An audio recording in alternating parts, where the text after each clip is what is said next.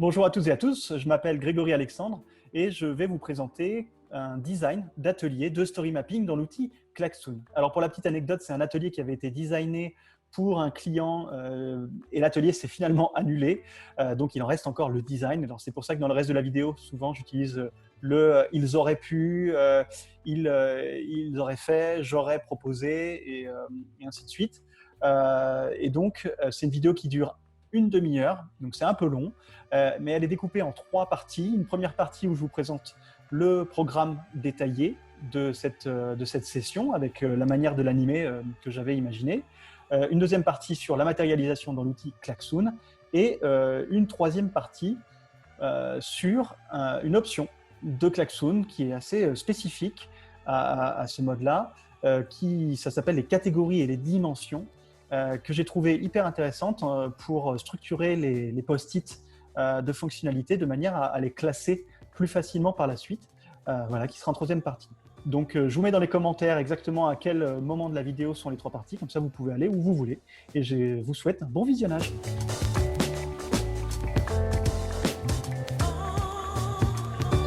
Donc j'avais créé ce tableau dans lequel les participants seraient venus s'intégrer, et j'avais créé ce que j'ai appelé une backdoor.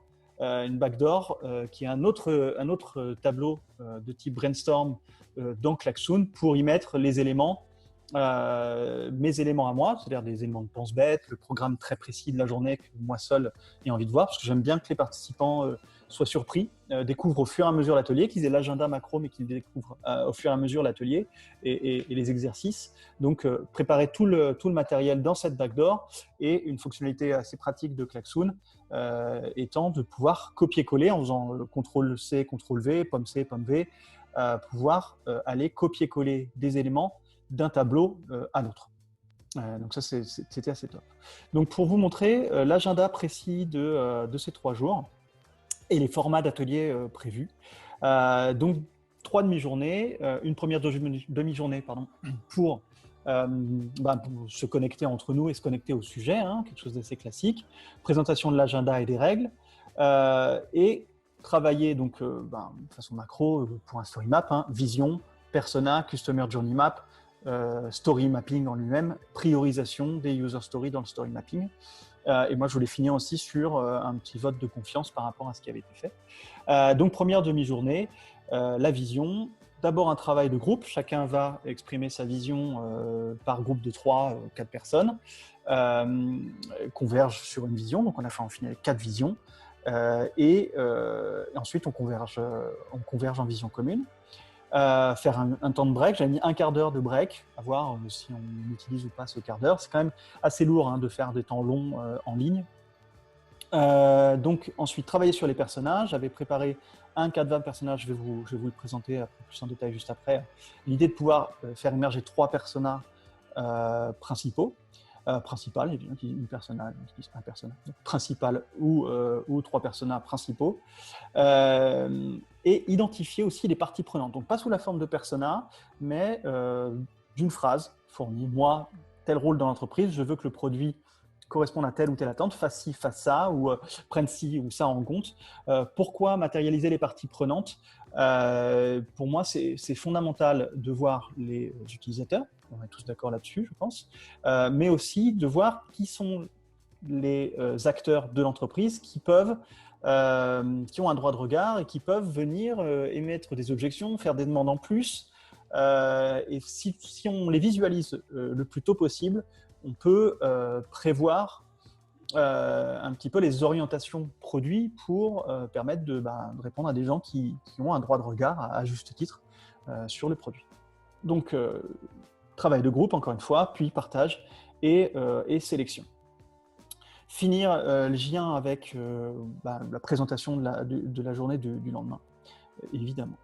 J2, icebreaker, là vraiment très très rapide, se connecter, comment les gens vont, et voilà, est-ce qu'il y a des choses particulières par rapport à la journée de la veille qui les ont titillés pendant la nuit, sachant que c'est toujours un peu risqué de faire les choses d'une journée sur l'autre, surtout que là c'est des demi-journées, donc si on fait un truc le matin, il y a tout l'après-midi pour réfléchir, et le lendemain on arrive en se disant j'y ai pensé l'après-midi, ou j'ai croisé quelqu'un, là on ne croise plus personne avec le confinement, mais j'ai croisé quelqu'un dans les bureaux Et on a pensé à ça et on a parlé de ça et on remet en cause ce qui a été fait la veille. Donc ça, c'est un danger, mais autant le mettre sur la table quand même.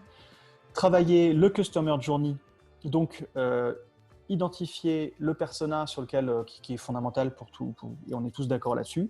C'est le premier à servir. Et construire, imaginer son parcours, c'est-à-dire non pas dans l'outil, parce que ça c'est ce qu'on a tendance à faire très très vite, mais voilà, on sait que le persona, parce qu'on a fait le persona, on lui a mis son job, son objectif à atteindre, et donc dans n'importe quelle condition, c'est quoi les grandes étapes qui lui permettent d'atteindre son objectif. Donc c'est plutôt des étapes métiers que des étapes techniques. Donc d'identifier ces grandes étapes avec, tout d'abord, je souhaite aller là, parce que c'est ça que j'ai envie de faire, pour ensuite arriver, ensuite, et arriver à, voilà, c'est bon, ça y est, j'ai obtenu ce que j'étais venu chercher.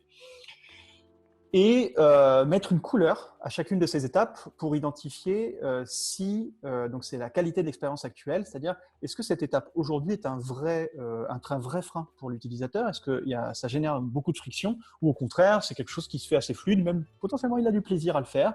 Donc matérialiser dans le parcours ces différentes étapes et le rapport de l'utilisateur vis-à-vis de ces différentes étapes. Vous remarquerez qu'ici, je n'ai pas proposé de travail de groupe pour une équipe de 9 personnes pour identifier les grandes étapes. C'est plutôt, est-ce qu'on connaît bien le métier de notre utilisateur. Donc, j'estime que ce n'est pas à cet endroit-là nécessaire de faire des sous-groupes où on va débattre. Là, on est vraiment focalisé sur le persona. On s'est mis tous d'accord déjà. Donc, on rend visible les différentes étapes du customer. Pas besoin de faire des sous-groupes. Et identifier des scénarios alternatifs pour d'autres personas. Alors oui, on va se focaliser en priorité sur notre persona principal, mais si on sait déjà qu'il y a d'autres personas qui sont peut-être pas les plus urgents, mais qui sont quand même assez importants, qui ont des choses particulières à faire dans le parcours, ou alors qui interagissent avec le persona principal parce qu'ils ont aussi quelque chose à faire pour lui rendre service, le faire assez tôt et pas attendre déjà devoir commencer à écrire des stories, d'avoir priorisé des choses qui sont peut-être finalement moins prioritaires au regard d'un scénario alternatif ou d'étapes alternatives qui sont vraiment très très importantes dans le parcours. Pour la génération des user stories, je voulais le faire en format World Café. Donc le format World Café, c'est le format par table dans lequel on a des personnes qui répondent à une question ou à une demande et qui prennent du temps. Généralement, c'est 20 minutes, qui prennent 20 minutes pour décrire, pour répondre à la question, pour réfléchir. Et au bout de ces 20 minutes, les différentes personnes s'éclatent sur les autres tables. Ne reste qu'une seule personne qui passe le relais ou qui passe l'information de ce qui a été fait aux nouveaux arrivants à la table. Donc moi, c'était de faire un tour de 20 minutes, on écrit, et un deuxième tour de 10 minutes dans lequel on regarde tous ce qui a déjà été fait et on regarde, est-ce qu'on comprend bien les stories. Mon objectif avec le World Café, c'était de pouvoir faire déjà du sous-groupe, ok, on va faire un sous-groupe, mais surtout le fait de pouvoir tourner à des tables avec pas forcément tout le groupe complet me permettait de commencer à mettre en place le processus de consensus. C'est-à-dire que j'ai mis des choses à ma table, je vais à une autre table qui a peut-être mis les mêmes choses que moi, donc c'est que ça montre bien qu'il y a un sujet ici. J'ai mis des choses à ma table et j'ai formalisé d'une certaine manière. J'arrive à une autre table qui dit à peu près la même chose mais qui le formalise différemment. Et on n'a qu'à le réécrire. Voilà, nous on l'a écrit comme ça et on sera très très vite d'accord au moment où on va devoir partager globalement avec tout le monde. Donc l'idée c'était de raccourcir la phase de partage par un premier consensus. Et ça, j'y crois fondamentalement. Donc, une phase de partage, évidemment, pour poser les différents éléments et initier la journée, la troisième demi-journée. Troisième demi-journée, icebreaker et priorisation de la story map, identifier les must et les should, donc sur le format Moscow. Identifier donc par rapport à l'objectif numéro 1 qui aura été identifié par rapport à la vision, voir si on est en phase et faire émerger le MVP, comme le dit Jeff Patton. Moi, c'est plutôt le squelette marchand, en tout cas, qu'est-ce qui nous permet le plus rapidement d'aller vers notre objectif. Et c'est pour ça que je veux qu'il pose l'objectif, c'est pour ça que je veux qu'il pose l'hypothèse à vérifier, c'est qu'est-ce qui nous permet dans ce tout premier lot de vérifier cette hypothèse, de vérifier notre objectif. identification des wants après, et finir sur une discussion sur le niveau de confiance par rapport à la faisabilité de ce qu'on aura identifié par rapport au délai. Et potentiellement, en fonction du niveau de faisabilité, du niveau de confiance, peut-être individuellement que les gens aillent fouiner dans la story map pour se dire bon, bah, cette user story, on l'a mise en ultra urgent, pour moi, peut-être qu'on peut la redescendre. Et donc de se donner du mou, c'est-à-dire que cette user story, elle reste must sans doute parce qu'on était d'accord à un endroit, mais on se dit que là, il y aura peut-être quelque chose, on pourra peut-être venir la gratter. Peut-être plus du should que du must au final. Et une clôture. Voilà pour l'agenda précis.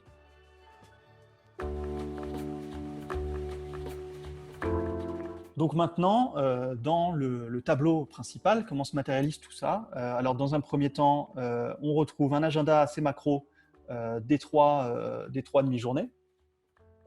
On retrouve un ensemble de règles qui sont pour moi importantes en ligne, qui sont de couper le micro pour éviter les interférences ou les bruits autour qui peuvent couper une discussion.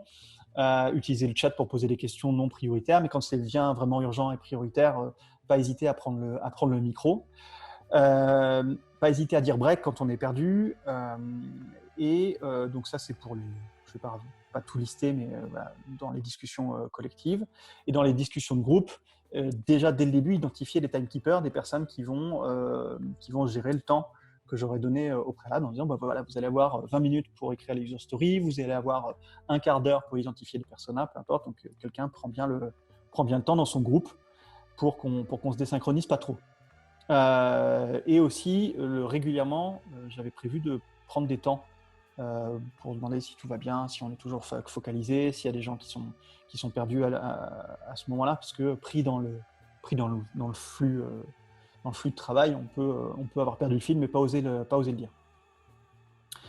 Un premier icebreaker pour commencer à simuler l'usage de l'outil Klaxoon, dans lequel les participants se seraient répartis dans leur salle, auraient écrit des post-it pour pouvoir se familiariser avec l'outil principal, enfin l'item principal du brainstorm de Klaxoon qui est l'ID,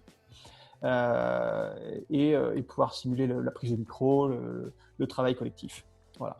Et aussi présenter rapidement l'outil, les fonctionnalités de l'outil Klaxoon.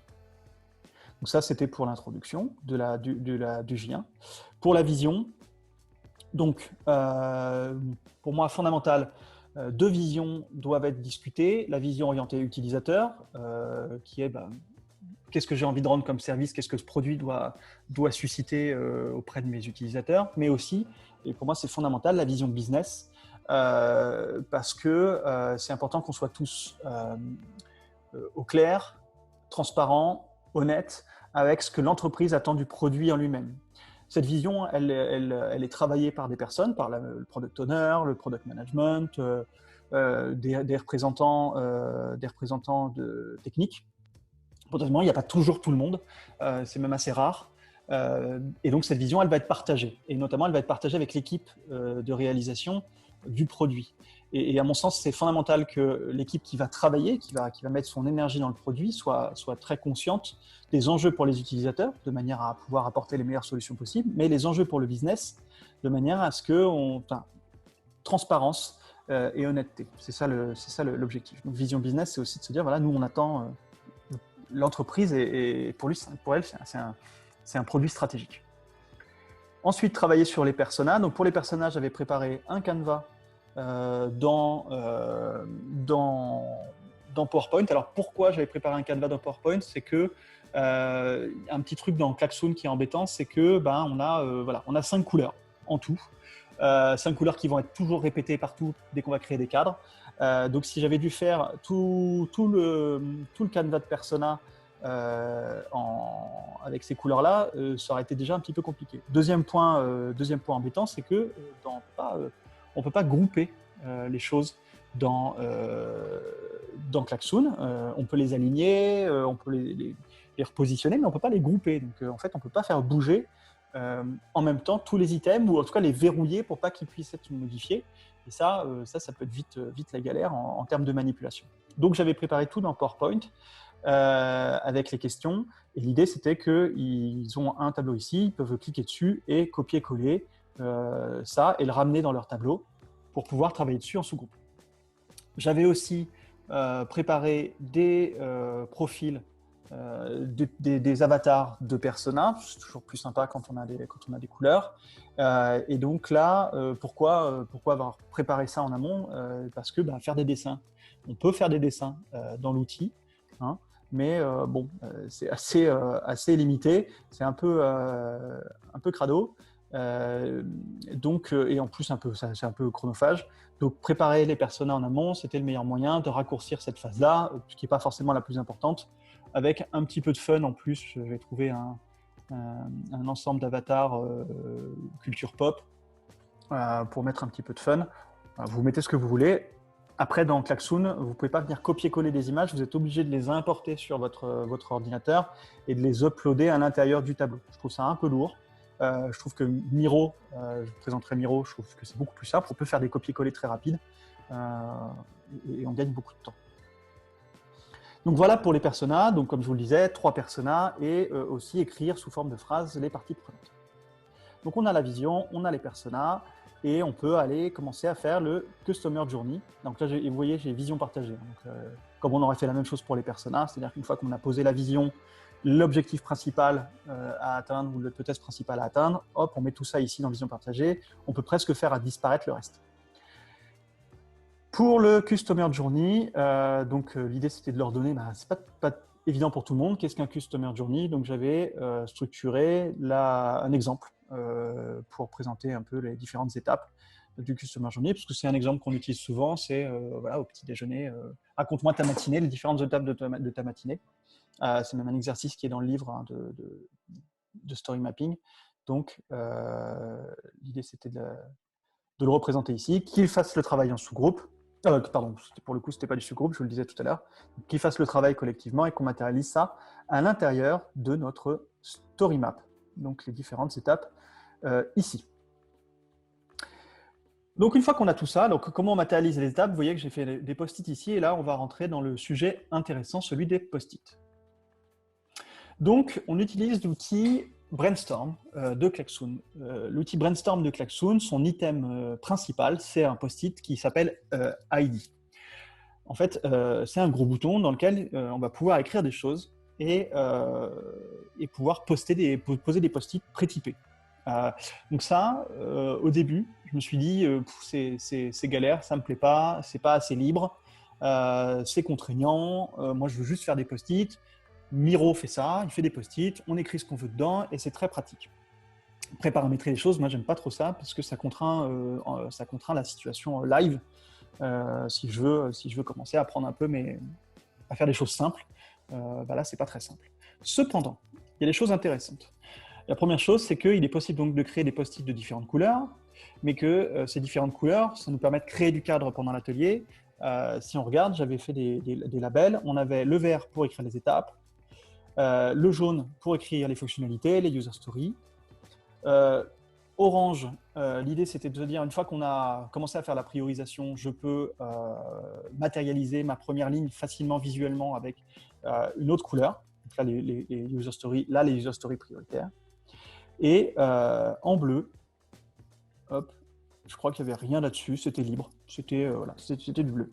Donc on peut aussi créer d'autres couleurs et à chaque fois mettre des labels. Et là, on a le choix de couleur. Je ne sais pas pourquoi pour les cadres, on n'a pas le choix de couleur et pour les post-it, on a le droit. Mais on peut créer des idées avec des labels. Donc moi, j'avais grandes étapes, fonctionnalités et fonctionnalités prioritaires. Ce qu'on voit ici aussi, c'est quelque chose dans lequel je vais revenir en dernière partie de cette vidéo, c'est la configuration de l'espace de travail, mais j'avais préparé un espace pour mettre les personas, un espace pour mettre la priorité Moscou et un espace pour mettre priorité fine de 0 à 100 de manière à initier le backlog. Et j'y reviendrai après. Ici, on a aussi un onglet catégorie et l'idée de l'onglet catégorie que j'aurais paramétré entre deux sessions, entre la session de story mapping et l'écriture des user stories, c'était donc on a ça dans Klaxoon, un espace catégorie, c'était de répertorier les étapes dans la partie catégorie de manière à déjà pré-typer les post-it, enfin en tout cas très rapidement configurer les post-it pour qu'ils soient associés à une étape. Voilà, j'y reviendrai à la fin. Donc, les participants auraient créé plein de post-it, et on aurait fait notre animation Moscow. Ils auraient mis des M, des S, des C, des W à l'intérieur de cette case priorité. On aurait pu commencer à identifier des priorités fines, donc les choses les plus, vraiment la première chose qu'il faudrait faire d'un point de vue business, et comme on aurait eu des représentants d'équipes de réalisation potentiellement qui puissent aussi nous dire bah ouais, ça c'est vraiment quelque chose qu'on peut commencer à faire très vite, et donc initier un backlog très rapidement. L'objectif de l'atelier étant de préparer le backlog pour pouvoir faire le sprint 1, on aurait pu déjà avoir des éléments là-dedans. Donc post-it, priorisation, représentation du MVP, une ligne de orange, une ligne de jaune, voilà, fonctionnalité 1. Hop, on envoie, ça crée le post-it, on les place dans la bonne colonne, peu importe. Voilà pour le remplissage. Et pour finir, donc, un espace faisabilité. Donc pareil, j'ai ramené donc là, c'est des emojis. Vous allez sur le site emoji, vous pouvez copier-coller les icônes, c'est comme du texte. Donc j'avais les différents emojis. Donc là, franchement, vote de confiance à l'aise. Là, ça me va bien. Là, je ne sais pas. Là, j'ai des gros doutes. Et là, non, je n'y crois pas une seule seconde. Et donc, de leur demander de prendre cet espace-là, de le copier, de prendre une des icônes, par exemple celle-là, et que chacun puisse, dans un premier temps, dans son coin, individuellement, écrire son niveau de confiance, puis le ramener à l'intérieur de cette zone de faisabilité. Et pour finir, un petit espace dans lequel je demande aux participants de venir copier un post-it, de le coller à l'intérieur de cette zone en disant je pense que vu le niveau de confiance global, qui n'est pas très bon, cette fonctionnalité must peut peut-être redescendre. Donc là, on a une parole individuelle, une prise de position personnelle. Donc voilà pour le déroulé complet de cet atelier que je vous présente ici. Je vais finir donc dernière partie, la partie autour de la configuration notamment des post-it.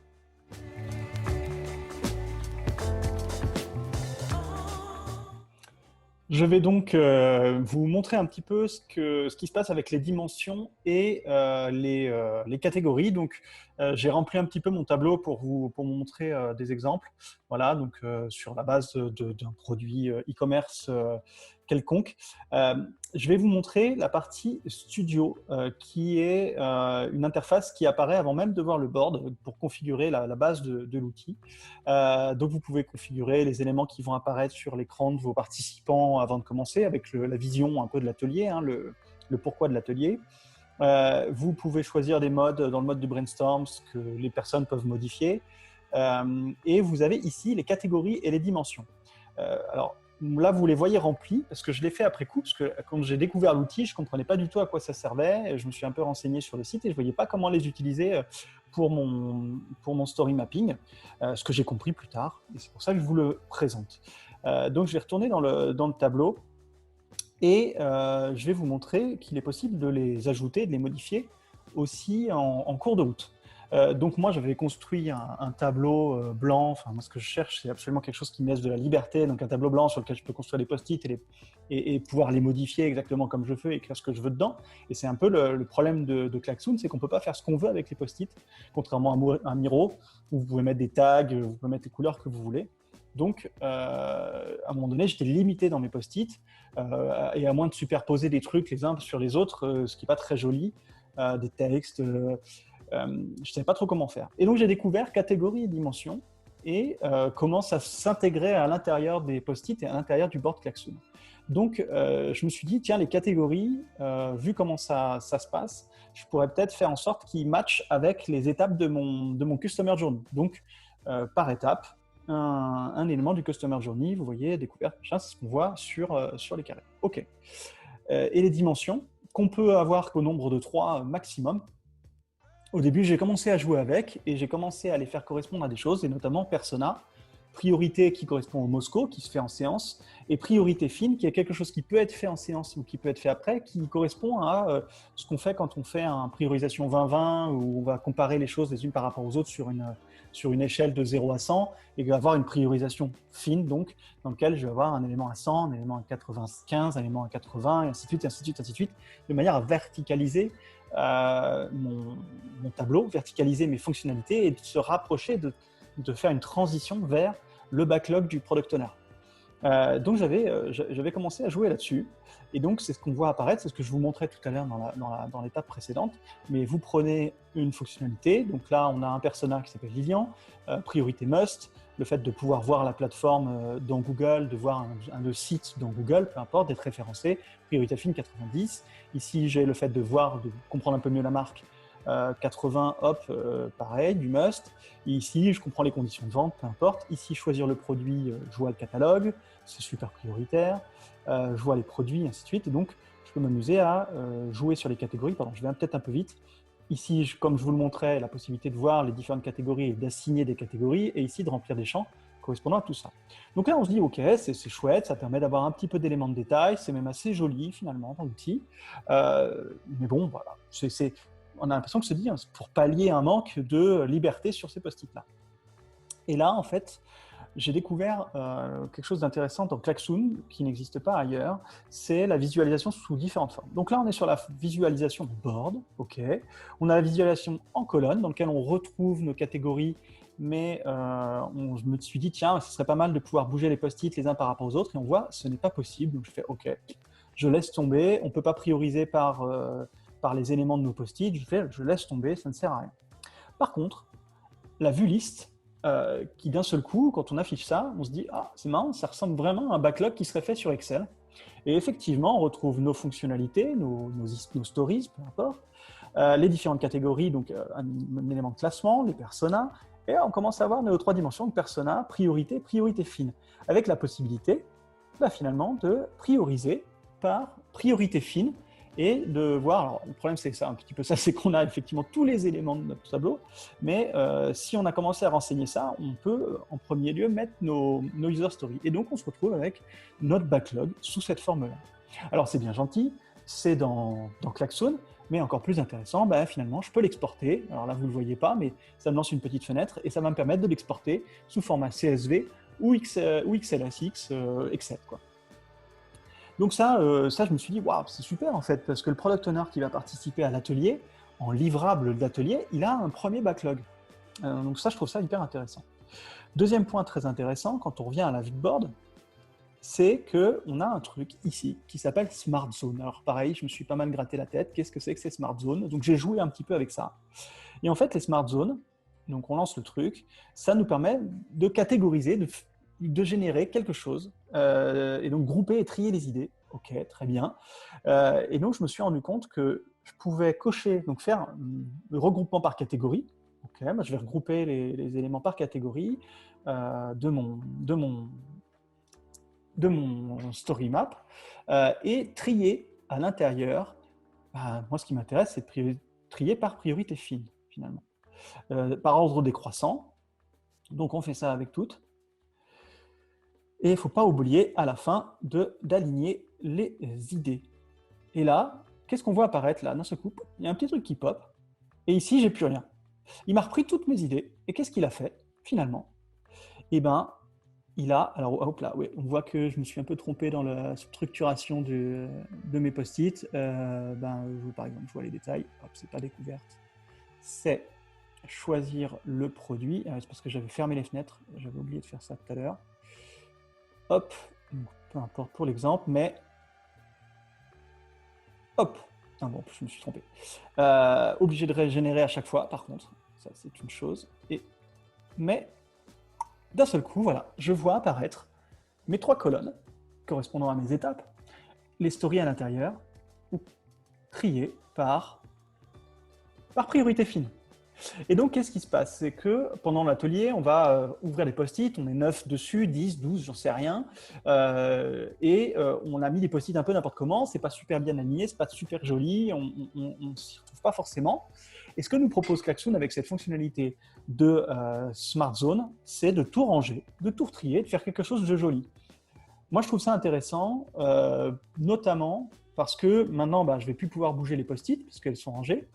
Mais donc dans la phase de création, c'est bien de pouvoir mettre des post-it, les poser. Mais quand on va faire des rendez-vous hebdomadaires avec l'outil, avec la story map, pardon, sous l'outil Klaxoon, eh ben, j'ai plus besoin d'avoir cette effervescence d'idées, de gens qui se déplacent à l'intérieur. J'ai juste besoin d'avoir une discussion structurée avec mes parties prenantes et mes équipes pour enrichir cette story map.